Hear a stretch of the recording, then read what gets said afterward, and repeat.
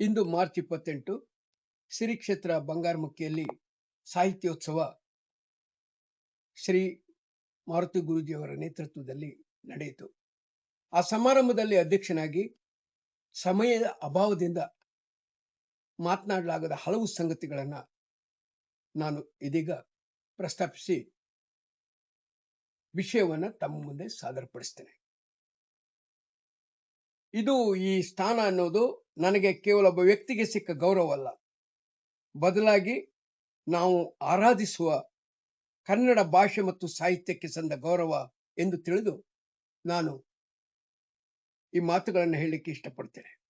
ಸಾಹಿತ್ಯವೆಂದರೆ ಕೇವಲ ಪದಗಳ ಜೋಡಣೆಯಲ್ಲ, ಅದು ಬದುಕಿನ ಪ್ರತಿಬಿಂಬ.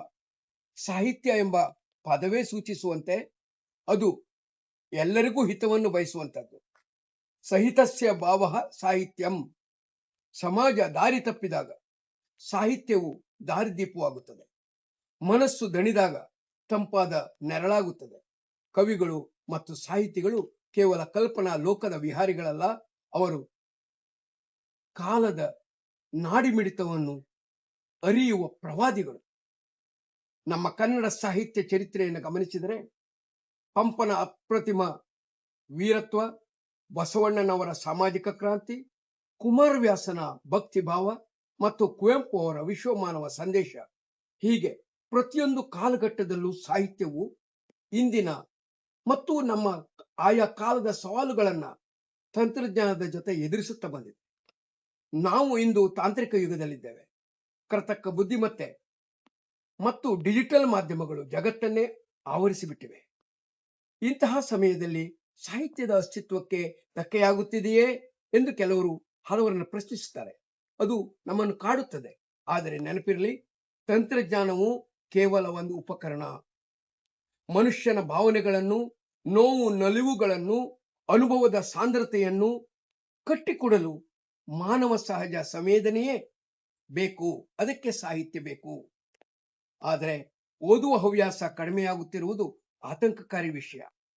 ಇಂದಿನ ಯುವ ಪೀಳಿಗೆ ಸ್ಕ್ರೀನ್ಗಳ ಮೇಲೆ ಕಳೆಯುವ ಸಮಯವನ್ನು ಪುಸ್ತಕಗಳ ಮೇಲೆ ಕಳೆದರೆ ಅವರ ವಿಚಾರ ಶಕ್ತಿ ಮತ್ತಷ್ಟು ವಿಸ್ತಾರಗೊಳ್ಳುತ್ತದೆ.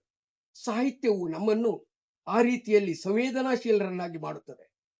ಈ ಸಂವೇದನೆ ಇಂದಿನ ಯಾಂತ್ರಿಕ ಜಗತ್ತಿಗೆ ಬಹಳ ಅವಶ್ಯಕವಾಗಿದೆ. ಕನ್ನಡ ಕೇವಲ ಭಾಷೆಯಲ್ಲ, ಅದು ನಮ್ಮ ಅಸ್ಮಿತೆ, ಅದು ನಮ್ಮ ಉಸಿರು. 8 ಜ್ಞಾನಪೀಠ ಪ್ರಶಸ್ತಿಗಳನ್ನು ಮುಡಿಗೇರಿಸಿಕೊಂಡ ನಮ್ಮ ಕನ್ನಡ ಭಾಷೆಗೆ ಸುದೀರ್ಘ 2000 ವರ್ಷದ ಇತಿಹಾಸವಿದೆ. ಆದರೆ ಭಾಷೆ ಉಳಿಯುವುದು ಕೇವಲ ಹೊಗಳಿಕೆಯಿಂದಲ್ಲ, ಅದರ ಬಳಕೆಯಿಂದ. ನಾವು ಮನೆಯಲ್ಲಿ, ಹೊರಗಡೆ ಮತ್ತು ಆಡಳಿತದಲ್ಲಿ ಕನ್ನಡವನ್ನು ನಿಜವಾಗಿ ಬಳಸಿದಾಗ ಮಾತ್ರ ಭಾಷೆ ಜೀವಂತವಾಗಿರುತ್ತದೆ. ಕನ್ನಡ ಸಾಹಿತ್ಯವು ಇತರ ಭಾಷೆಗಳಿಗೂ ಮಾದರಿಯಾಗುವಂತಹ ಶ್ರೇಷ್ಠ ಕೃತಿಗಳನ್ನ ಇವತ್ತು ನೀಡಿದೆ. ಈ ಪರಂಪರೆಯನ್ನು ಉಳಿಸಿಕೊಂಡು ಹೋಗುವ ಜವಾಬ್ದಾರಿ ಈಗ ನಮ್ಮೆಲ್ಲರ ಮೇಲಿದೆ. ಈ ಸಾಹಿತ್ಯೋತ್ಸವವು ಕೇವಲ ಭಾಷಣಗಳಿಗೆ ಸೀಮಿತವಾಗಬಾರದು. ಇಲ್ಲಿ ನಡೆದ ಚರ್ಚೆಗಳು, ನಾವು ಓದಿದ ಕವಿತೆಗಳು ನಮ್ಮಲ್ಲಿ ಹೊಸ ಆಲೋಚನೆಗಳನ್ನು ಬಿತ್ತಬೇಕು. ಪ್ರೀತಿ, ಸಹಬಾಳ್ವೆ ಮತ್ತು ಮನುಷ್ಯತ್ವದ ಸಂದೇಶವನ್ನು ಸಾರುವ ಸಾಹಿತ್ಯವು ಮಾತ್ರ ಇಂದಿನ ಕೋಲಾಹಲದ ಜಗತ್ತಿಗೆ, ಯುದ್ಧದ ಕೋಲಾಹಲದ ಜಗತ್ತಿಗೆ ಶಾಂತಿಯ ಮಂತ್ರವಾಗಬಲ್ಲ. ಹೊಸ ಬರಹಗಾರರಿಗೆ ನನ್ನದೊಂದು ಕಿವಿಮಾತು: ಪ್ರಸಿದ್ಧಿಯ ಬೆನ್ನತ್ತಬೇಡಿ, ಬದುಕಿನಲ್ಲಿ ಸತ್ಯದ ಬೆನ್ನತ್ತಿ. ನಿಮ್ಮ ಅಕ್ಷರಗಳು ಸಮಾಜದ ಕಣ್ಣೀರು ಒರೆಸುವಂತಿರಲಿ, ಮಲಗಿರುವ ಚೇತನವನ್ನು ಬಡಿದೆಬ್ಬಿಸುವಂತಿರಲಿ.